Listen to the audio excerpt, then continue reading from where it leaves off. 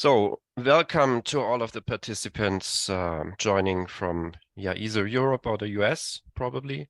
So, have a good morning, have a good afternoon, late afternoon for the people in Europe. Thanks for joining. One first message to all of you: the session will be recorded. So Andy will send out the links to the recording probably during tomorrow. And if you have to leave early, you always have to have the chance to watch the recording afterwards. So first of all, I have to apologize. I'm in the last phase of my cold. Maybe it doesn't sound like the last phase, but it is. I have some fresh tissues next to me, and I might switch off the camera if I need them.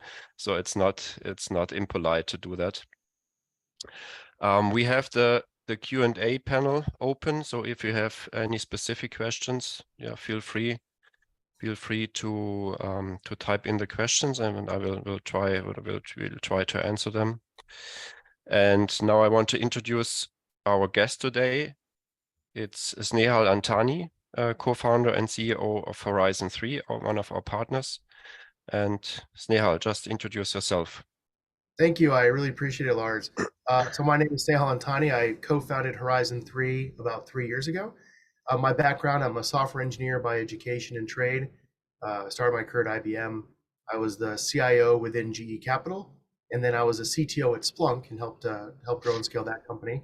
And in 2017, I left industry, took a break to serve within United States Special Operations, and spent 4 years working on counterterrorism problems amongst other issues. And that's where I met my co-founder, Tony.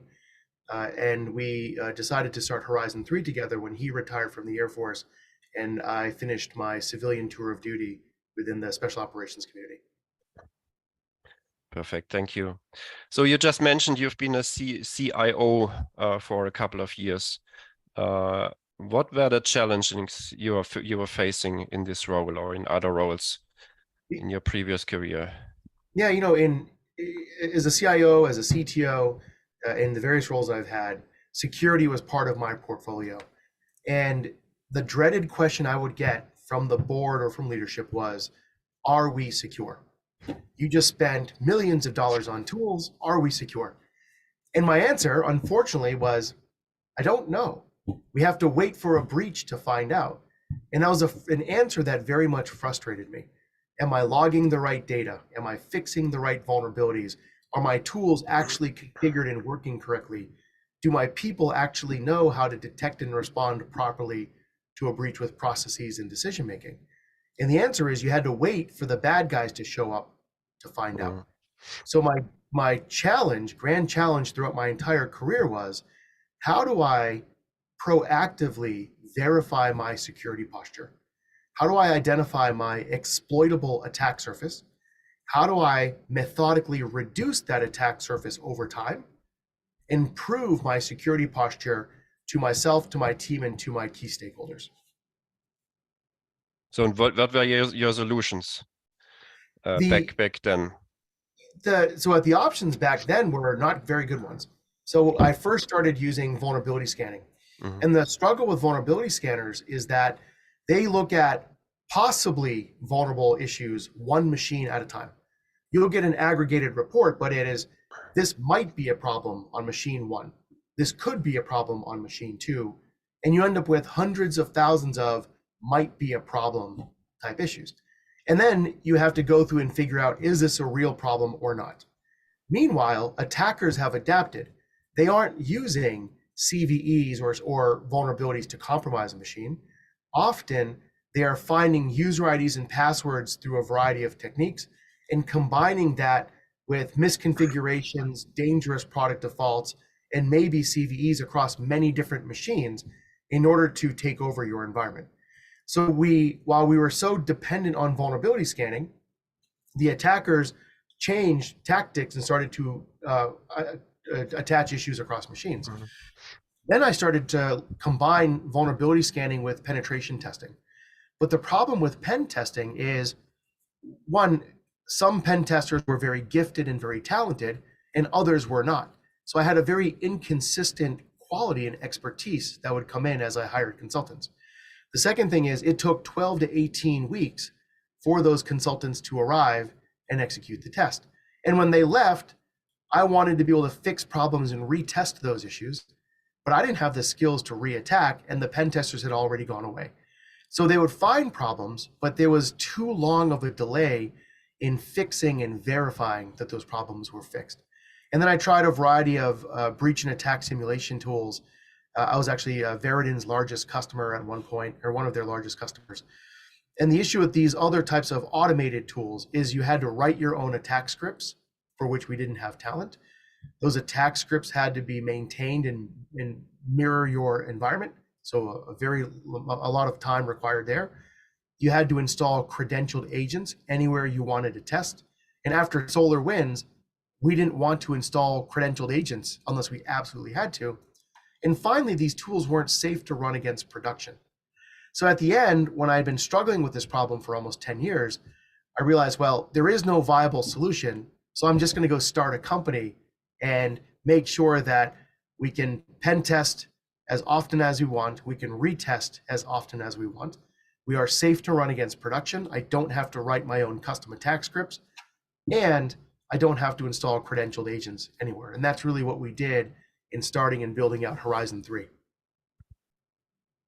Okay, so we just before we started the webinar, we just talked about ChatGPT and the marketing guys who are fearing that they lose their jobs. So are all the pen testers now losing their jobs? What is your opinion on that one?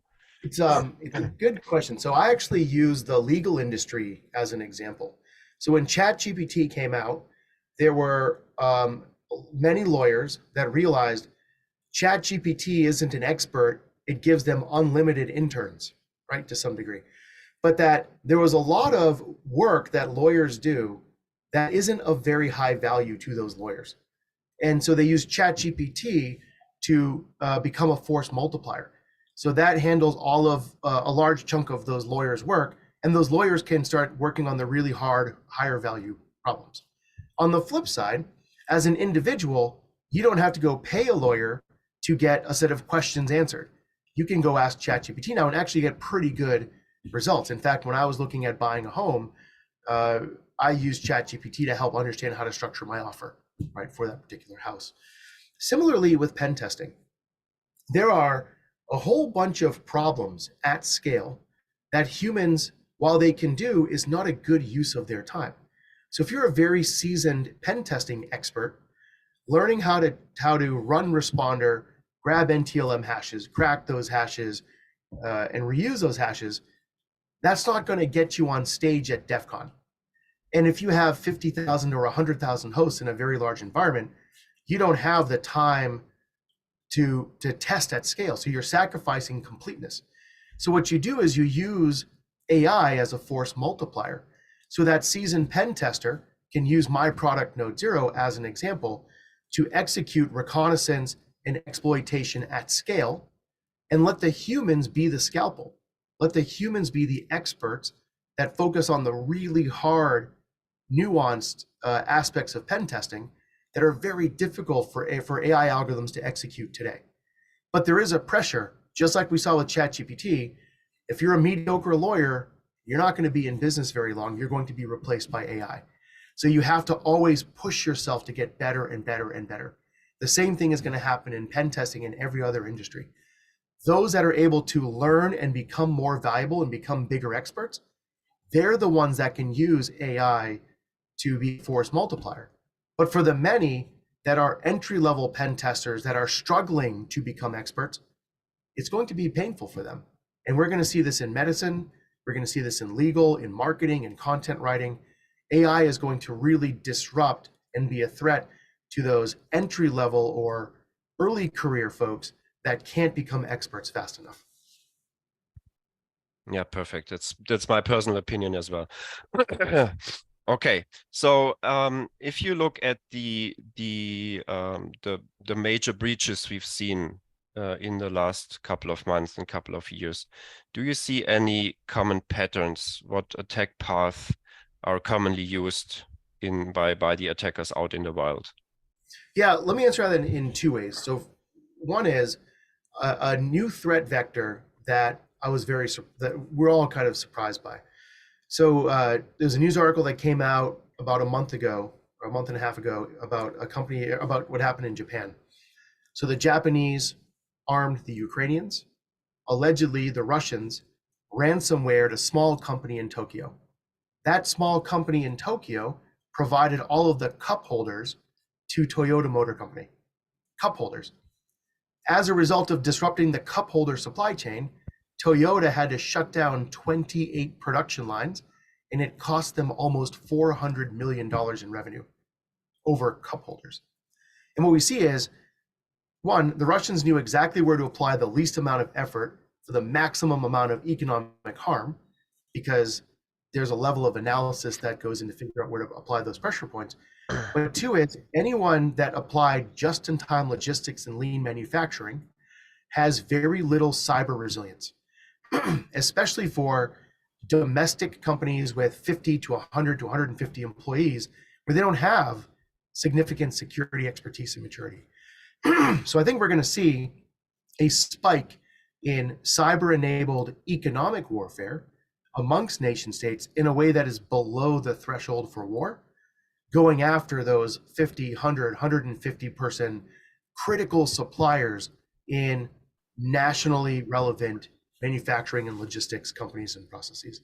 So that's kind of the one thing. So it's cybersecurity is no longer about extortion, which is what it was previously with criminal gangs. It's about economic destruction and retaliation at the nation state level. And it's not just military fighting military, it's going after cup holder companies, agriculture, oil and gas, manufacturing. It's those types of industries that are especially susceptible. So I'll pause there and I'll tell you about some common patterns, but any thoughts or questions on that?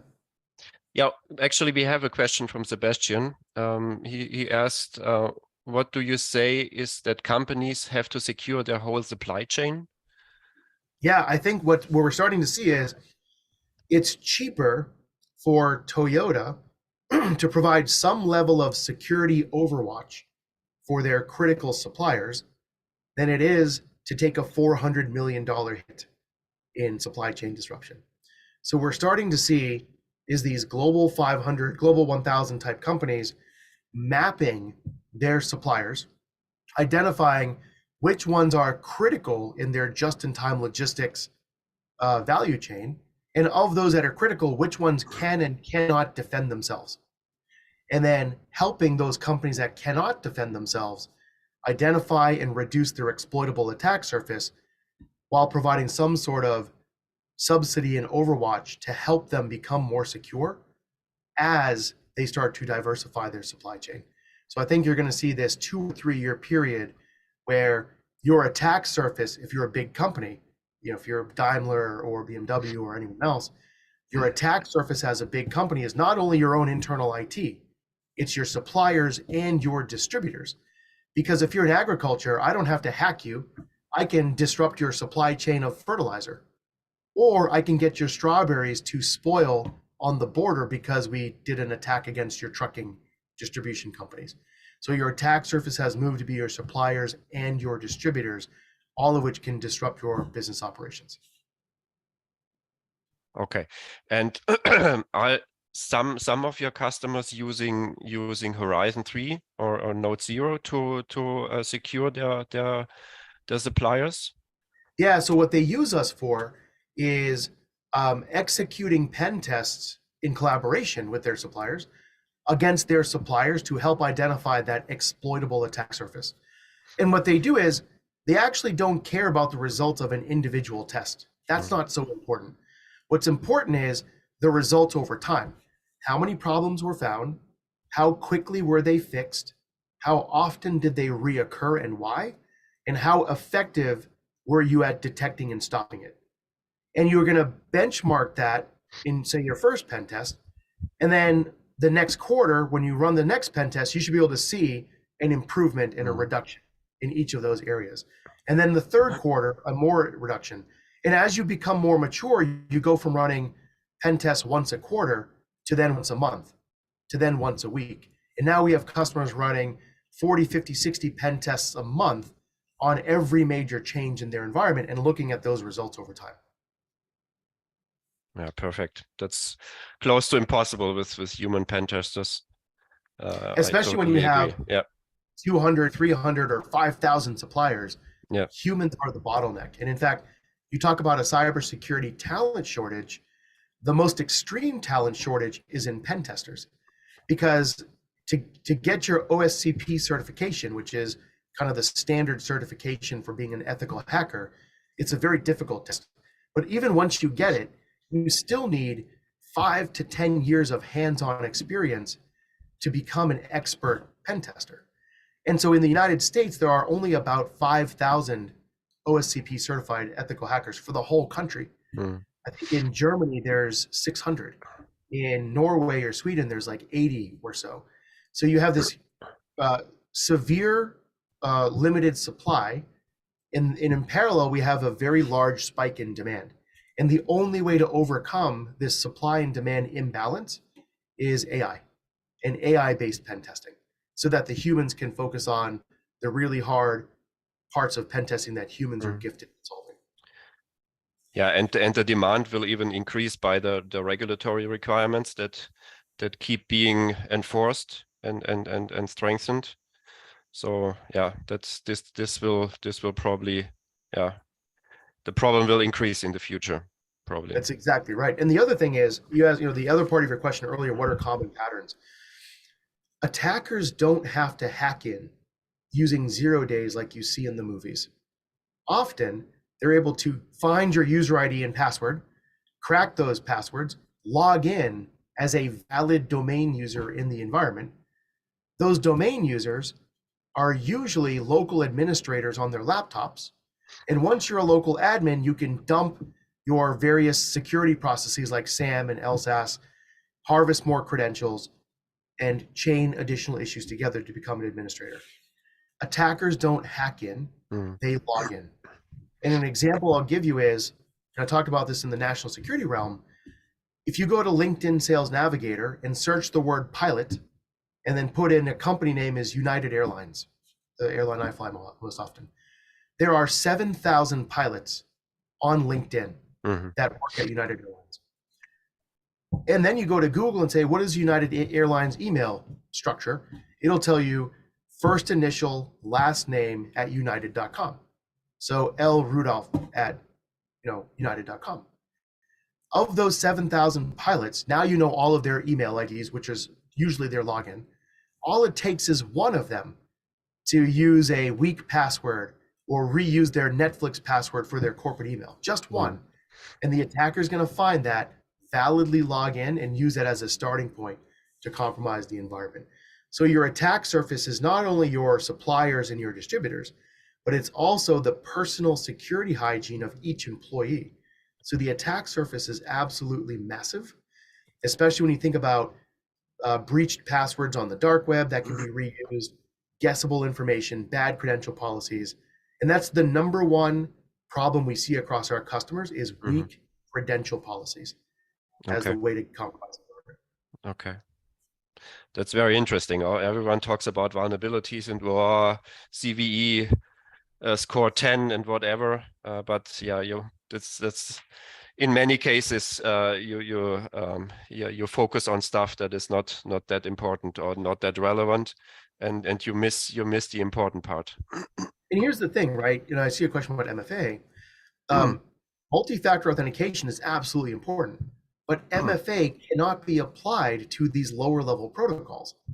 SMB, your printers, and so on, file shares, even databases, your SQL database. There is no MFA enabled for these things. So attackers know that if they try to go after your Salesforce account, you're going to have MFA enabled, I hope, right? But your printer is not. Your local file share may not have it. Your SQL database isn't going to have MFA. And so while MFA is important, it is only covering a very small slice of your environment. In fact, not only is that an issue on the what does MFA cover, not cover, attackers know that there are certain types of components in your environment that are difficult to patch and difficult to monitor. So if you use HP storage solutions, you have to install a virtual appliance called the Integrated Lights Out Server, ILO, HP ILO. Or in Dell's storage solution, it's Dell's iDRAC service. The default password for Dell iDRAC is root, and the password is Calvin. And attackers know this, and it's out there on the web, and most people don't even change that particular password. But for HP ILO, it is an atypical operating system, which means you cannot install a CrowdStrike agent necessarily on it. You can't install a Splunk forwarder on it. It's difficult to patch, and you have a big blind spot. And attackers know this, and they'll go after and exploit HP ILO, dump the credentials, and then use those credentials to gain access to adjacent systems. So what's amazing to me is most often when customers run our pen tests, rarely do security alerts get triggered in their environment because those tools aren't tuned correctly, or they had a lot of blind spots that they didn't realize that they had. And that to me was the biggest shock, was spending millions of dollars on defensive tools and none of them actually stopped the attack. So we don't have a tools problem in security, we have an effectiveness problem. So you can use even Node Zero to train the SIEM environments, the SOC environments for the customers? Yeah, in fact, a lot of our customers use Node Zero as a sparring partner. So they'll run a pen test and then look and say, what did Splunk see and what did Splunk miss? Because we'll actually tell you every single command we ran at every timestamp on every host. And you'll say, hey, you did OS credential dumping on this IP address at this time, but there are no logs in Trend Micro, and there's no alerts in Splunk. What happened? And then you'll go look and realize that the OS credential dumping protections in Trend Micro were turned off because it's off by default. And then you realize that the Splunk forwarder was never installed correctly on that particular machine. That's why no alerts came in. So you run us to stimulate the environment, and you look and see what alerts were detected or not detected, fix it, and then rerun to verify your detection engineering. Yeah, very interesting, very interesting. So we have another question from Christina. How do you mitigate possible confidentiality leaks while using AI technology for pen testing? Yeah, this is a really important question. So let's look at AI-based pen testing in two ways. So let's talk about ChatGPT generally for a moment. When you ask a question in ChatGPT, or if you copy and paste source code into ChatGPT, ChatGPT takes that data. It is now theirs. In fact, we and many other companies have put in corporate policies that say absolutely no sensitive data or source code is allowed to be used with ChatGPT because you lose control of it. Now, there are ways to create your own models where the data doesn't go out of your control, but most people don't do it that way. You have to understand what you're doing. That's kind of number one. We have this problem in the pen testing world where you've got pen testing GPT like products that have, or open source projects that have come out. But what's happening is all of that sensitive cyber terrain data is being handed off to OpenAI, and OpenAI owns that information. So you have to be very careful when you're using any sort of GPT to make sure you understand who owns that data and what happens to that data. So when we designed Horizon 3, all of that data stays within our control, but all of that data belongs to the customer. So they've got the full rights to delete it, archive it, and so on, because that is very sensitive information, and you don't want that being taken out of your control. And the alternative, by the way, if you don't use, say, Horizon 3, where we've got very robust data security, data architecture, and data retention policies that customers can make use of, is you bring in a consultant who's going to run pen tests. They're going to leave your organization with a laptop that may or may not have your sensitive data on it. So you actually have the most control over your sensitive data using a SaaS-based pen testing product like Horizon 3 versus using ChatGPT-based tools where you lose the data altogether, or using consultants whose laptops you don't have control over.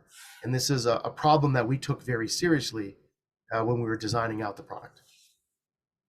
Yeah, that's very important, because if it's if it's if you crack passwords and use them to log in, that's the most critical information you can think of. A working credentials to get domain admin access or whatever. It's very critical. In fact, in our reports, when we actually complete the pen test, all of that sensitive data gets deleted because one, I don't want that liability. I don't want to become a treasure trove and target of hackers. So we delete all of that raw material. The only thing that gets preserved is on disk and in the reports is the first letter of the password or the first letter of the hash, and then all asterisks, because everything else gets masked.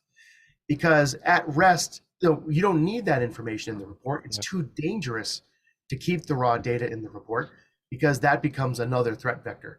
So and there's no way to override this. All of that data always gets stripped out in the final reports, so you know for sure that it's gone. Yeah, I think that's a good approach. Yeah.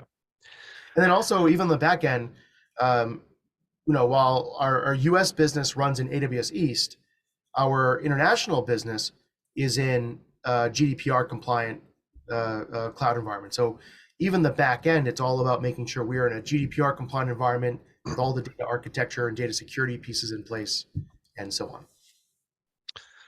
We just received another question. Thank you to all the attendees really asking great questions. Question from Nico. Can you please talk about more in detail about what types of anonymous exploit is Node Zero capable of? Autonomous exploit. It's a great question. So think of pen testing as a combinatorics problem.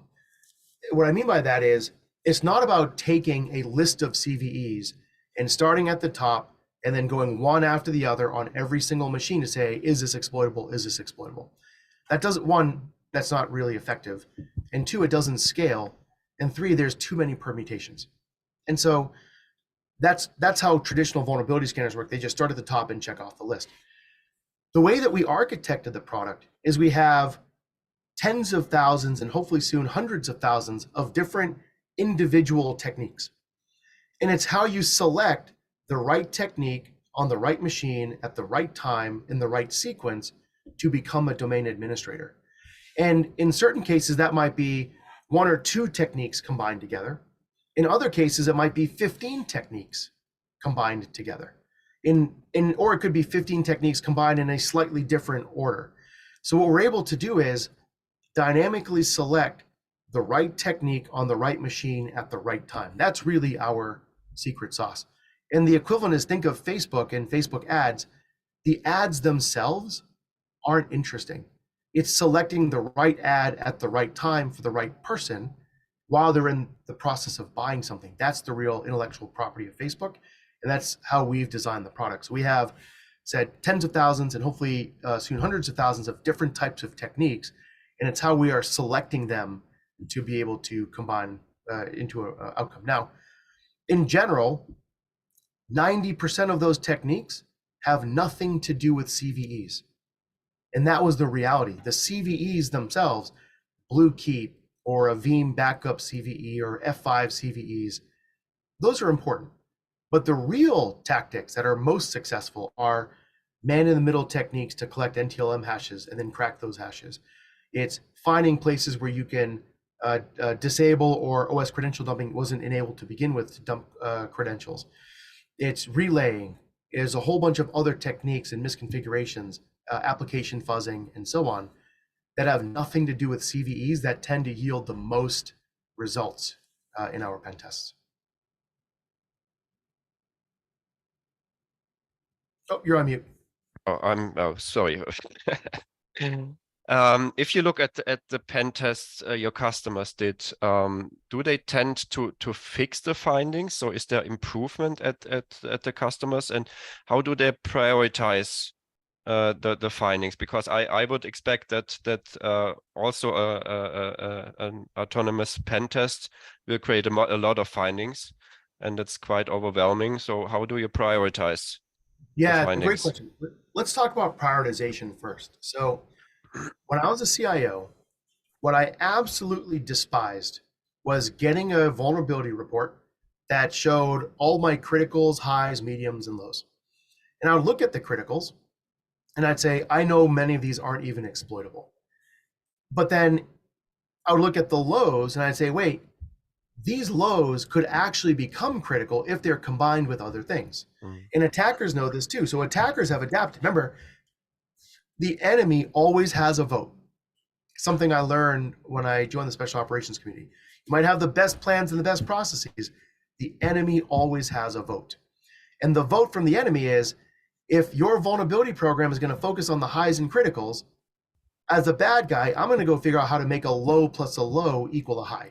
I'm going to go chain together multiple low problems that in aggregate create domain admin compromise or something else. So the whole notion of CVSS scores, which are static and defined up front, is nonsense, to be honest with you. Because you want to look at every single problem, that occurrence or that instance of that specific problem, and understand what it enabled. Could an attacker do anything of value with this specific instance of SMB signing not required, which is a low CVSS score, by default. But an attacker can combine that with a man-in-the-middle technique and a few other things and become a domain admin. So the downstream impacts are what should dictate your risk score and your prioritization. So what people end up using us for is fiercely prioritizing the problems to make sure they're fixing issues that truly matter. Because as a CIO, the hardest part of my job was deciding what not to fix. And when I choose not to fix something, I better be able to defend and explain that to the board and to regulators, because if that ultimately led to a compromise, I'm in trouble. So looking at every single occurrence of a weakness, showing exactly how Node Zero, my product, used that to compromise a host, compromise a domain user credential, gain access to data, and use that to accurately prioritize that instance is one of our most highly used features. Next highly used feature, though, is, okay, you've got all these instances to go fix. Well, as you fix them, you want to be able to quickly retest to make sure the problem is truly fixed. So in the product, you can actually select, I just fixed these 4 occurrences on these 4 machines, so select them, add it to a shopping cart, and then use that shopping cart to generate a retest only for those specific problems on those specific machines. So our customers end up in this find, fix, verify cycle or loop, where they run us to find problems, then they run lots of retests to verify they fix all the really important problems. And then they also verify that their tools properly detected and responded. So that's the find, fix, verify behavior that our customers adopt. And then that's why they start running 50, 60, 70 pen tests a month, because they're constantly running big tests and then lots of smaller retests. So that's in the end of the day, it's a maturity thing. You try to improve continuously and learn from previous occurrences and all that stuff. Yeah, it helps maturing organizations. Exactly right. And the other really important thing is, we hear about purple teaming. Purple teaming is not a product. It's a culture. Yeah. It's the red team and the blue team liking each other, trusting each other, and working together to proactively harden their environment. Yep. And so this find, fix, verify loop becomes the accelerator or the catalyst for creating that purple team culture.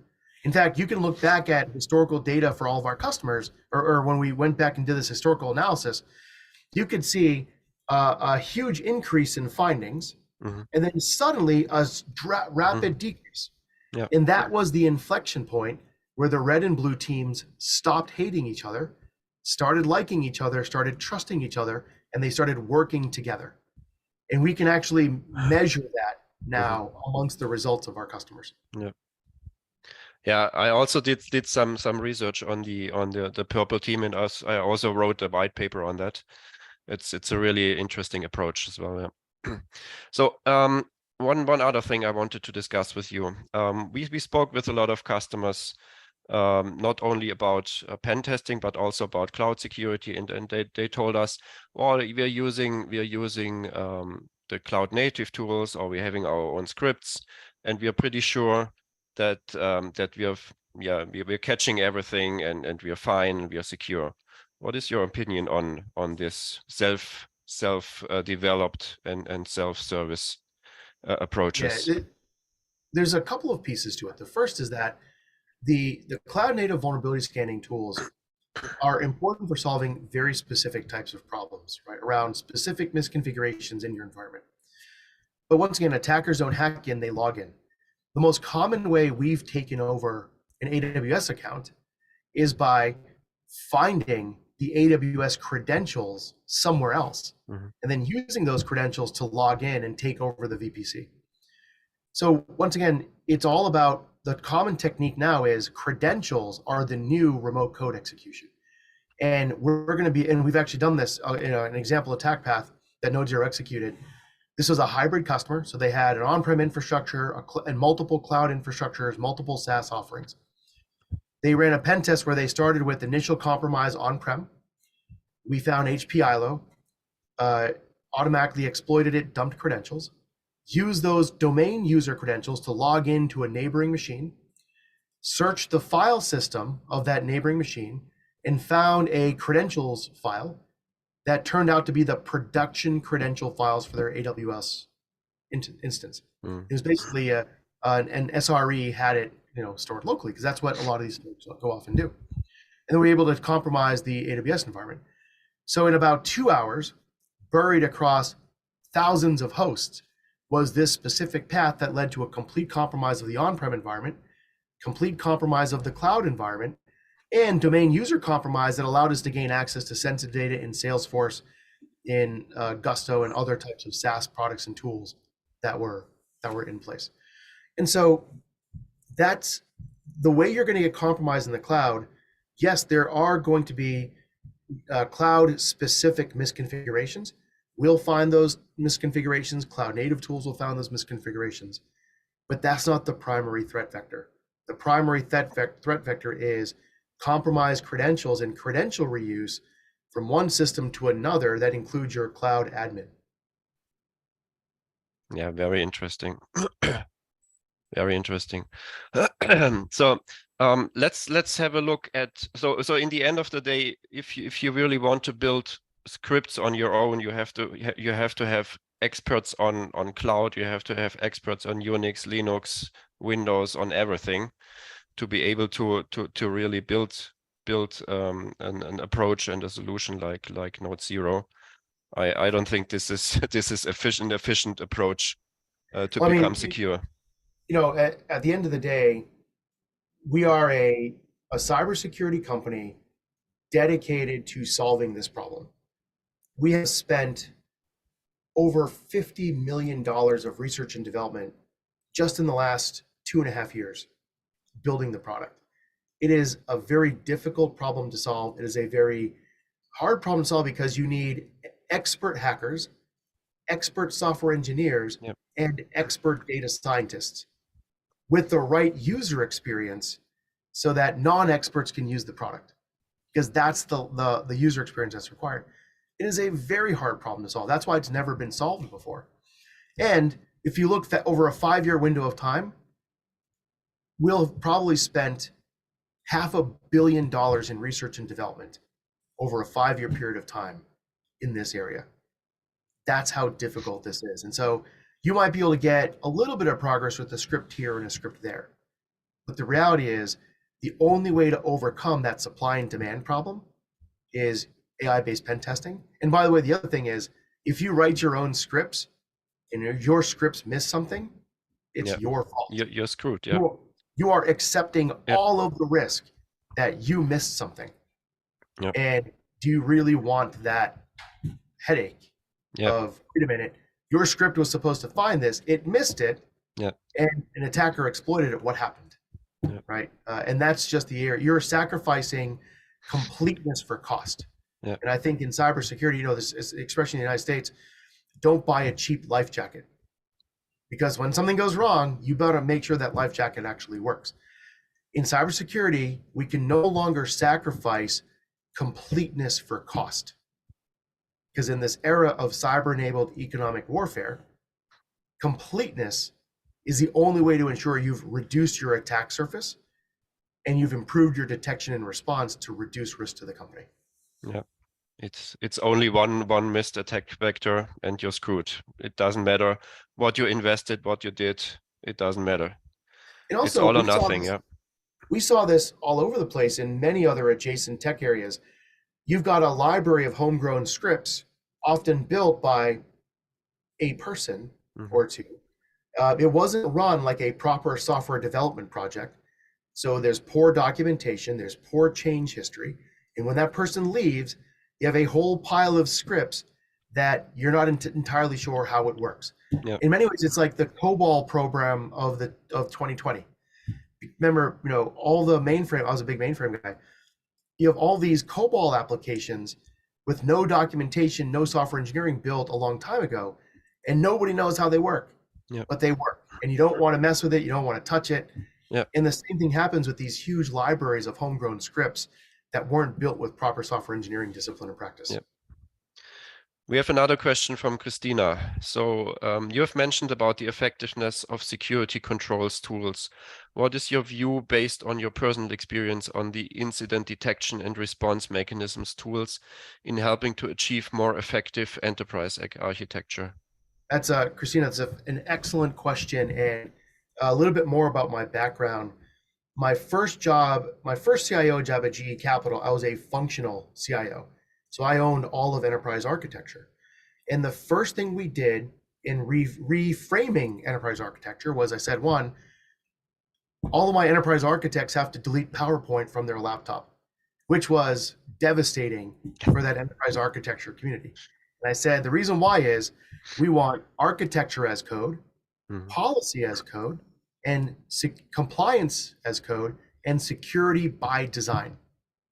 I then held the enterprise architecture team accountable for the results of our pen tests. Because if we are not designing secure systems up front, it is too expensive to try to secure it after the fact. So you talk about shifting left from a software development standpoint. We shifted left from an enterprise architecture standpoint also. And the enterprise architects were accountable for every production outage. They had to understand why that system went out in production. They had to understand every breach, and they could not solve the problem in PowerPoint. They actually owned the chef recipes, the Ansible run books, the security Sigma rule. They owned all of that stuff as a way to force security by design, architecture, or compliance by design, high availability by design at the enterprise architecture level. And that forced a whole new set of practices and behaviors that influenced my middleware team, my database team, my application development team, and my security team. So I totally agree that it's better to have it solved in the first place. Yeah, but that's not the reality. I mean, there are vulnerabilities, there are poor processes, poor products. So you have to have some detection response, and yeah, from my point of view, it's probably better to have a pen test uncovered a potential threat than having an attacker. Absolutely right. And in fact, what I see happening in the market, or what I think is going to happen, is we're going to see the convergence of three different disciplines. These are different disciplines today.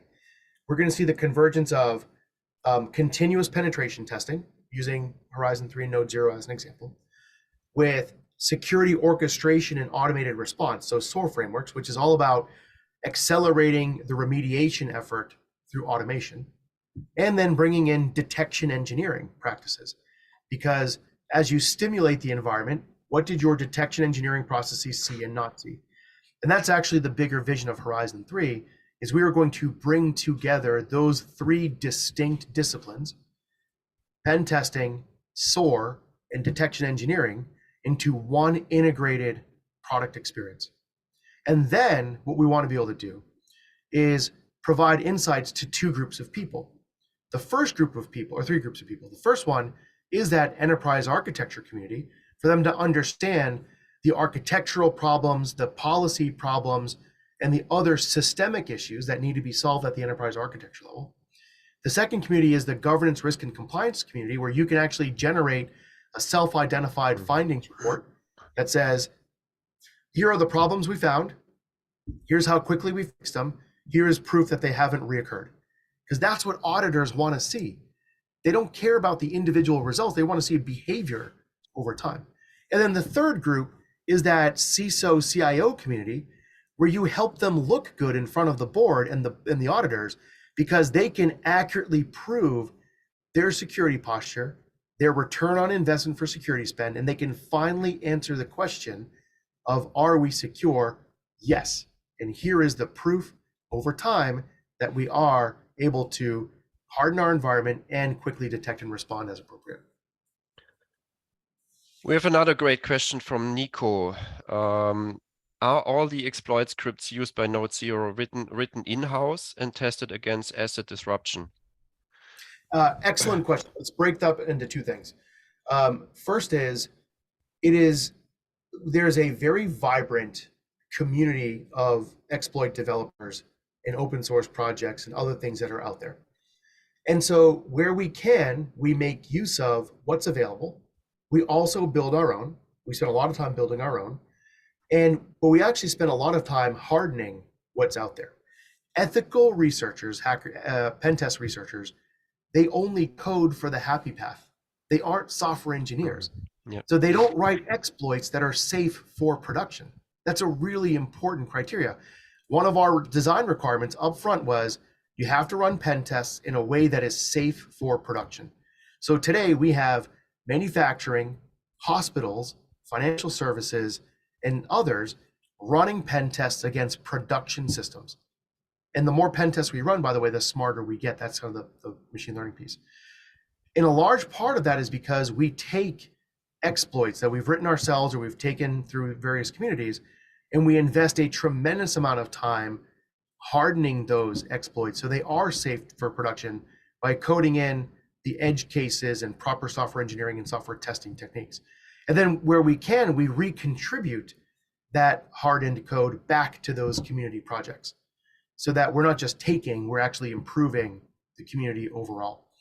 But a large chunk of my attack engineering team's time is hardening exploits to make sure that they are able to handle edge cases and be safe to run against production systems. Yeah, very interesting. I mean, the community out there, there is no point in investing time to make sure it's not breaking anything. They just don't care. Why would they? Yeah, absolutely. That wasn't their job. Their job was to get an exploit out as fast as possible. Yeah. And they're not software engineers. They're researchers. Yeah. Different skill set. That's true. That's true. We spoke about scenarios your customer are using. So you spoke about the customers that use Node Zero for their supply chains. What are other typical scenarios? So how often do they test? How often do they retest? And what are they trying to achieve? Yeah. So great question. So the first part of that answer is different personas. So the first persona we focused on were people where the IT team also owned the security function. So usually, it's a company that doesn't have a CISO, and the IT team and the security team are the same person or the same group, and they are barely treading water. And the hard part for them is spending time fixing problems that truly matter. So the first use case was using us to identify what is exploitable and what is important so that these teams can prioritize what to fix. That was the first primary use case. Then those customers either had a SOC, or they were standing up a SOC, or they were using a third-party MSSP. So then the next use case became, well, when you run a pen test, how quickly did the MSSP detect and respond? Or the MDR provider detect and respond? Or the SOC detect and respond? So the second use case became auditing the response time of your security provider. And I'll tell you, there were MSSPs that took 7 hours to detect and respond to the pen test. Their SLA was 5 minutes. 7 hours. It was awful. And that customer had the evidence and data to go to that MSSP and MDR provider and say, you are too slow. You're going to give me service credits because you failed the audit. And the next time I audit you, you better be within the 5-minute SLA that we've agreed on. The third use case, as we expanded out, became companies that had bought lots of different security tools, CrowdStrike for EDR, Splunk for the SIM, KnowBe4 for phishing, and so on. And these tools are very difficult to configure and tune, and they're not designed to work together necessarily without a lot of effort. So then the third use case became these security teams using us to improve the effectiveness of their security tools, making sure that they're tuned correctly, that they're logging the right data, that their alerts are firing as appropriate, all the advanced options are turned on. So that became SOC effectiveness. And then the final use case was for the larger companies that were fortunate to have their own internal pen testing teams, their own internal red teams. Those red teams have a very large backlog of work to do. They just they're not enough people, and they can't hire enough people. So those teams used us as a force multiplier, where Node 0 will execute reconnaissance and exploitation at scale for the infrastructure. And that frees up the human to be the scalpel that focuses on the really hard, nuanced problems that humans are gifted at solving. So that was our journey. Step one was fiercely prioritize what's actually exploitable. The second one became audit the response time of your detection and response provider. The third became improve your SOC effectiveness. And the final one is becoming a force multiplier for your pen testing team or your red team. And that's the adoption path that we've seen consistently across our customer base. Very interesting. So I don't see any additional questions coming in. We are approaching the end of our event. Snehal, it's very thank you for being our guest. Thank you for to all the attendees for attending in either early hour or late hour, depending on the time zone they're in.